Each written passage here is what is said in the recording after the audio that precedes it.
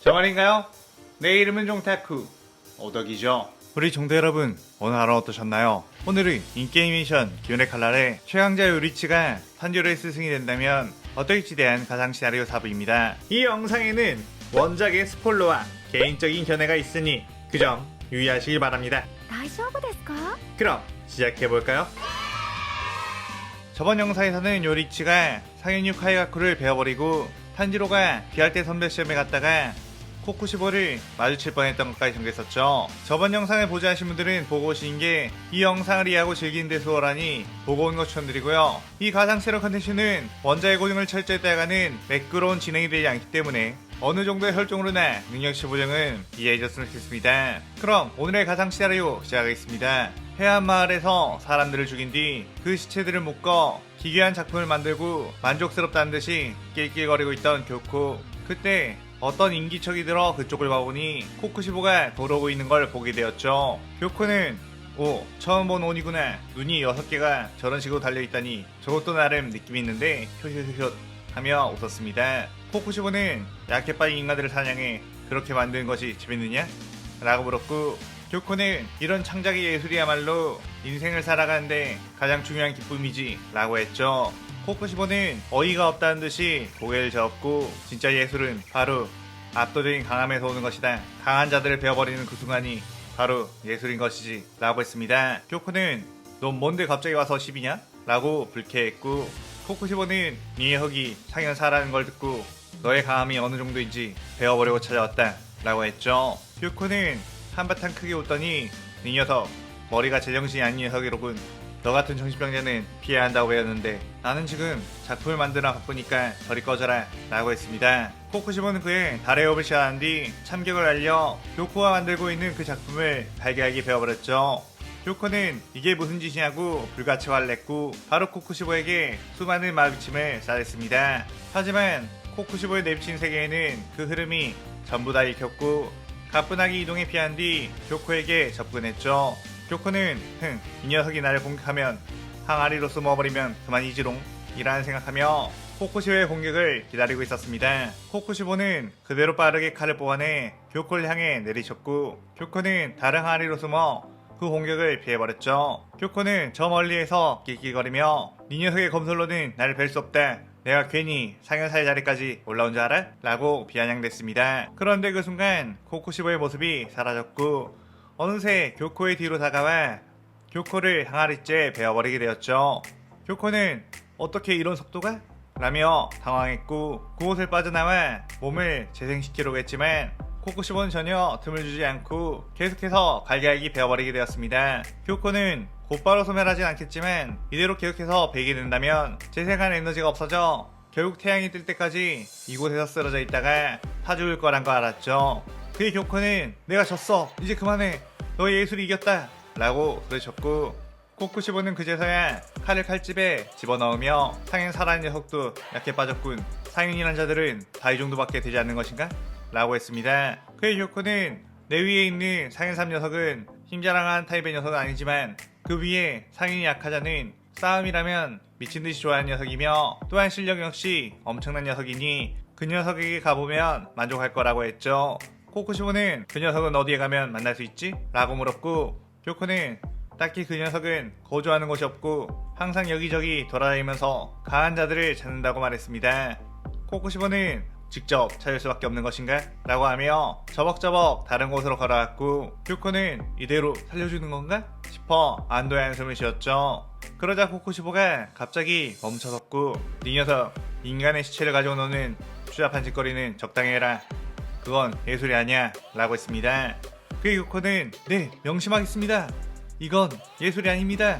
진짜 예술은 강한 힘이지요 라고 말했고 코쿠시보가 슥 사라지자 교코는 예술도 모르는 것이 어디서 설교야 라며 분노를 터뜨렸죠. 한편 아사쿠사 거리에 갔다가 무잔을 마주치게 된 단지로 무잔이 인간 행세를 하며 인간들 사이에서 유유히 돌아다니고 있다는 것에 엄청나게 열이 받았습니다. 하지만 요리치가 혹시라도 무장을 마주친다면 아직은 너의 실력이 완성된 것이 아니니 이길 수 없을 거라고 분노를 억누르고 싸우지 말라고 했던 게 떠올랐죠.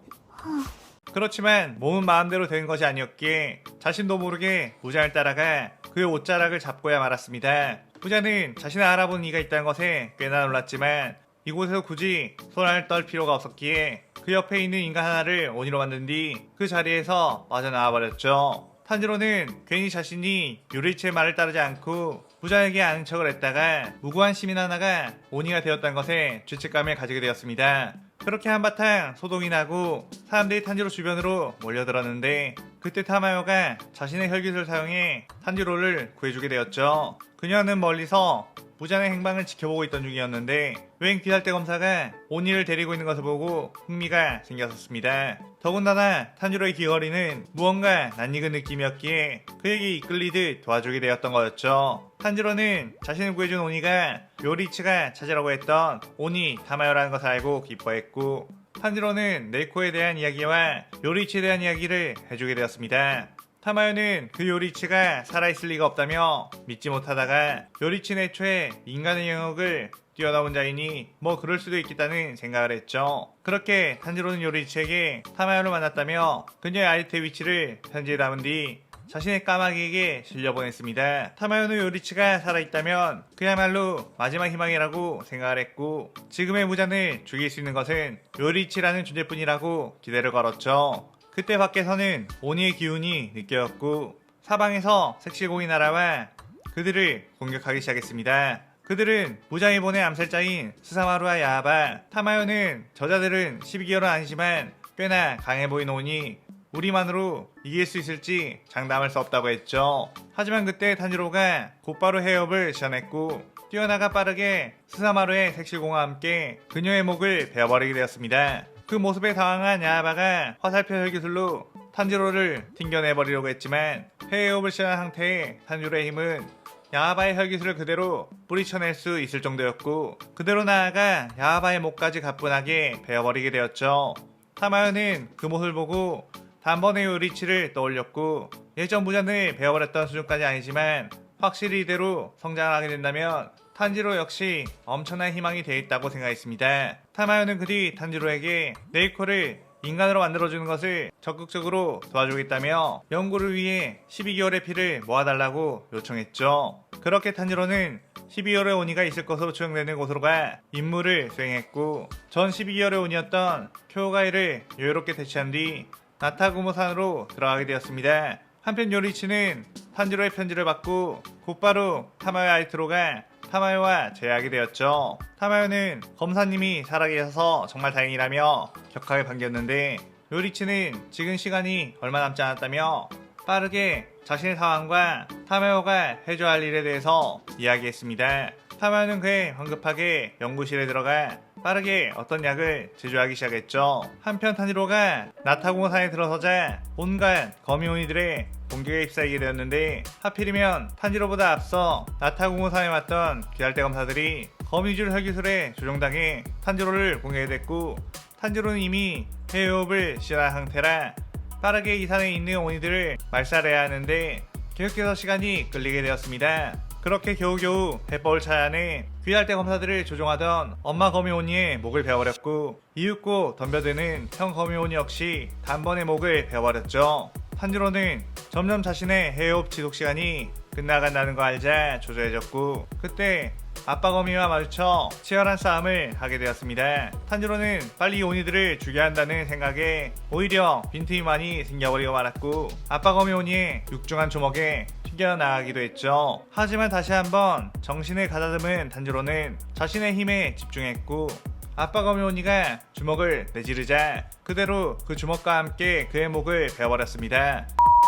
탄지로는 그 뒤 아직 이 사회는 거대한 귀기를 가진 오니가 남아있다는 것을 알았고 아무래도 그는 12개월의 온이라는 걸 알았기에 빠르게 그를 찾아 나섰죠. 그때 마침 거미줄 혈기술이 탄지로를 향해 날아왔고 탄지로는 해협으로 그 거미줄들을 전부 베어버렸습니다. 그쪽을 보니 눈에 하얀의 표시가 박힌 오니가 있었고 그는 내 거미줄을 막다니 제법이구나 라고 했죠. 탄지로는 이제 해협 지속시간이 거의 다 끝나간다는 생각에 곧바로 루이를 향해 뛰어들었고 루이는 엄청난 위압감을 느끼며 탄력 있는 거미줄을 모아 방어벽을 쳤습니다. 그렇게 탄지로의 칼날이 루이의 방어벽을 반쯤 베는 순간 탄지로는 해협 반동으로 인해 숨이 턱 막혔고 루이는 그대로 반격해 탄지로의 몸 곳곳을 거미줄로 베어버렸죠. 그 뒤 루이는 분명 방금 엄청난 공격이 나올 줄 알았는데 기분 탓인가?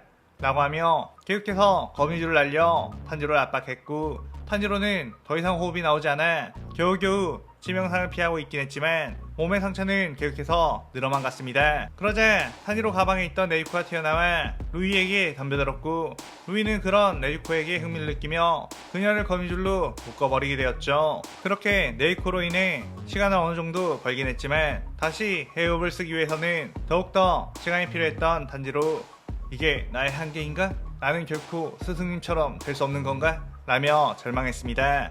그런데 그때 탄지로 옆으로 웬 고양이 한 마리가 살며시 다가왔는데, 탄지로는 그 고양이에게서 파마요의 냄새가 났기 때문에 파마요가 보낸 아이라는 걸 알아챘죠. 그리고 그 고양이는 어떤 주사기를 주게 되었고, 탄지로는 본능적으로 이걸 내 몸에 맞으라는 건가? 라는 생각을 했습니다. 그때 네이코의 고통스러운 신음소리가 들려왔고, 루이는 인간을 위해 이렇게까지 저항하다니 너를 나의 새로운 가족으로 만들어주겠다 라며 네이코를 더욱 고문하려고 했죠. 그런데 그 순간 엄청난 기운이 느껴져 옆을 봤는데 그곳에는 아무도 없었고, 어느새 네이코를 묶고 있던 거미줄이 끊어졌다는 걸 알 수 있었습니다. 탄지로는 눈 깜짝할 사이에 네이코를 구한 상태. 루이는 갑자기 저 녀석이 어디서 힘을 얻은 거지? 이번에는 봐주지 않고 곧바로 죽여주마 라고 하며 탄지로를 향해 자신의 최강의 기술을 알렸죠. 그러자 탄지로는 눈을 번뜩이며 헤어업을 시전했고, 그대로 루이의 거미줄들을 전부 베어버리자 그 거미줄은 힘없이 바닥에 떨어질 뿐이었습니다. 루이는 이건 말도 안 돼, 다 죽어가는 녀석이 라며 당황했고, 그 순간 탄지로가 루이의 목을 그대로 베어버리게 되었죠. 탄지로는 그 후 계속해서 공중의 헤어업 검수를 휘두르다가 멈췄고, 헤어업을 써도 반동이 오지 않아 도대체 무슨 약이지? 라며 감탄을 했습니다. 탄지로는 자신에게 와준 타마의 고양이를 보고 고맙다고 인사를 했는데, 그 고양이는 갑자기 재가 되어 하스스 사라지게 되며 이 시나리오 4부가 끝이 나게 됩니다. 이번 편에서는 탄지로에게 버프를 주고 오히려 오니들을 쳐부수는 코코시오의 모습을 흥미롭게 그려봤네요. 오늘의 가상 시나리오에 대한 감상평 많이 남기시고 다음 시나리오 5부도 많은 기대 부탁드려요. 오늘 영상 즐겁게 보셨다면 구독, 좋아요, 알림 설정 누르는 거 잊지 마시고요. 그럼 오늘은 이만, 사요나라.さようなら。